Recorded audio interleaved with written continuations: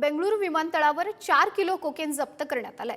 आंतरराष्ट्रीय बाजारपेठेत 40 कोटी रुपये किंमत असलेलं कोकेन जप्त करण्यात आलंय। महसूल गुप्तचर संचालनालयाच्या बेंगळुरू विभागीय युनिटनं दोहा येथून आलेल्या एका भारतीय प्रवाशाला बेंगळुरू आंतरराष्ट्रीय विमानतळावर अटक केली आहे। त्याच्याकडून मासिकांच्या कव्हरमध्ये लपवलेले 4 किलोपेक्षा जास्त वजनाचं कोकेन जप्त करण्यात आलंय। आंतरराष्ट्रीय बाजारपेठेत या कोकेनची अंदाजे किंमत ही 40 कोटी रुपये इतकी आहे।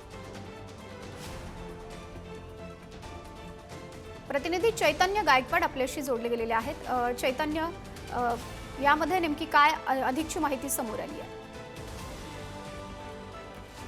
माधुरी, महसूल गुप्त संचालनालयाने बेंगळुरू विमानतळावर ही कारवाई केलेली आहे। एका प्रवाशाला ताब्यात घेण्यात आलं होतं। महसूल गुप्तचर संचालनालयाने ताब्यात घेतलं आणि त्यानंतर त्याची अधिक चौकशी केली असता या व्यक्तीकडे 4 किलोचं कोकेन जप्त करण्यात आलंय आणि आंतरराष्ट्रीय बाजारपेठेत या कोकेनची जवळपास 40 कोटी रुपये किंमत असल्याची माहिती देखील समोर येत आहे। एका भारतीय प्रवासी हा होता आणि तो दोहा येथून येत होता। त्यानंतर त्याला बेंगळुरू आंतरराष्ट्रीय विमानतळावर महसूल गुप्त संचालनालयाने ताब्यात घेऊन त्याची चौकशी केली।